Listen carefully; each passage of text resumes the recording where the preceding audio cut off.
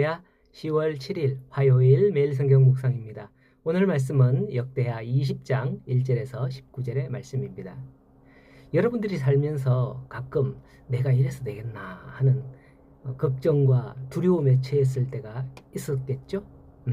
아마 그런 때가 한 번은 있었을 거예요.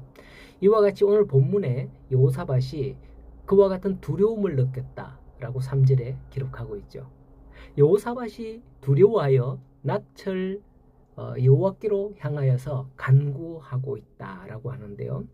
이때 여호사밧이 왜 두려워했을까요? 본문의 구체적인 기록은 없으나 1절에 이후에 라고 시작을 합니다.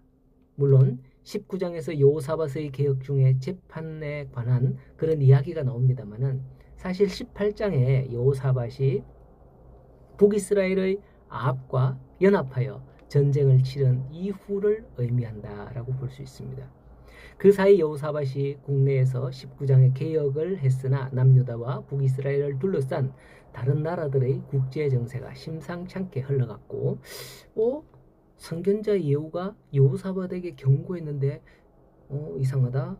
대가를 치르지 않았네. 하나님은 공의의 하나님 아니야? 라고 생각했지만 이 일은 바로 연합군이 패한 후에 되어진 일이라 라는 것을 오늘 본문에 이후에라는 거죠. 열왕기하 1장 1절에 보면 아합이 죽은 후에 모압이 이스라엘을 배반하였다라고 기록하고 있습니다.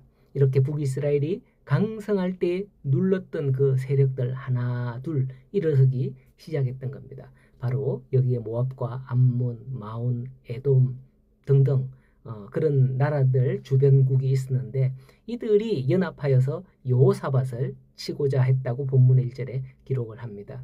1절에는 물론 에돔은 언급을 하지 않고 있습니다만은 뒤에 20장 23절에 보면 세일산 주민들을 진멸했다라고 나옵니다.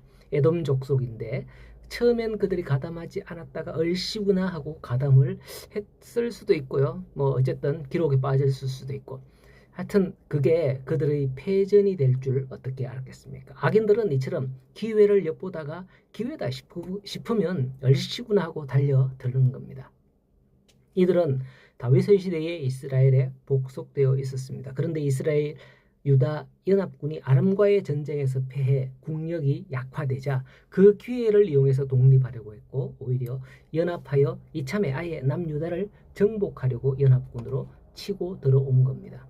그런데 모압 연합군의 남유다 침공은 표면적으로 보면 그 이유가 앞에서 언급한 것처럼 남유다가 약화되었을 때 그랬지만은 그 원인은 사실 19장에서 선견자 예후의 경고에서 나타나듯 아합과 동맹한 여호사밧을 징계하기 위한 하나님의 섭리에서 비롯된 것이었습니다.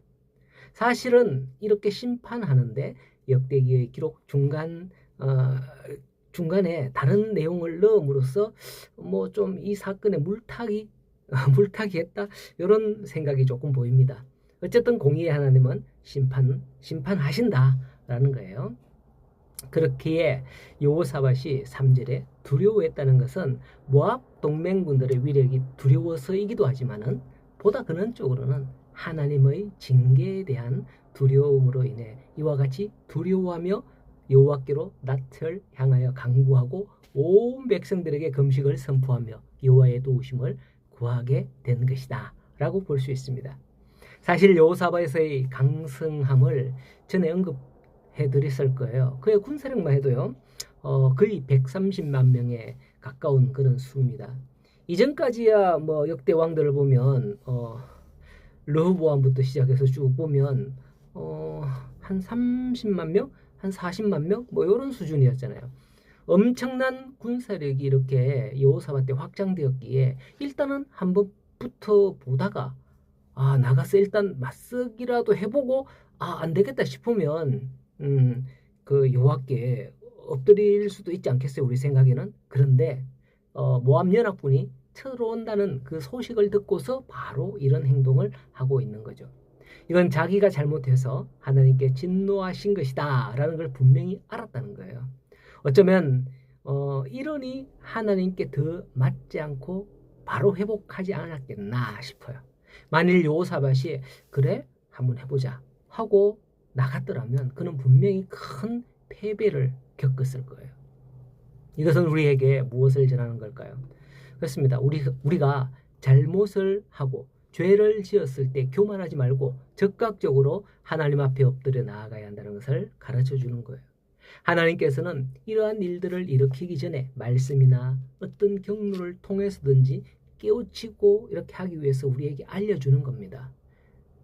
어떤 죄 이후에 나에게 무슨 일이 발생하면 그게 하나님의 진노의 심판인지 아닌지 빨리 분별할 수 있는 믿음과 분별의 영을 우리는 가져야 한다는 거죠.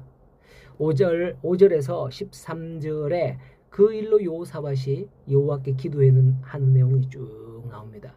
그리고 14절에서 17절에 여호와께서 응답하시는 내용이 기록되어 있죠. 하나님은 여호사밧의 기도를 받으셨습니다. 여호와 예루살렘아, 너희는 두려워하지 말며 놀라지 말고 내일 그들을 맞서 나가라. 여호와가 너희와 함께하리라 라고 했습니다. 이 응답을 받은 이스라엘은 심히 큰 소리로 이스라엘 하나님을 찬송했다며 본문이 마무리됩니다. 오늘 우리도 여호와의 말씀에 민감하기를 바라며 하나님의 진노 앞에서는 내 힘을 의지하기보다는 하나님께 구하는 그런 성도들이 되기를 바랍니다. 그리고 그 응답으로 말미암아 하나님을 찬송하며 나아가는 복된 하루가 되기를 간절히 소원합니다. 여러분 승리하십시오.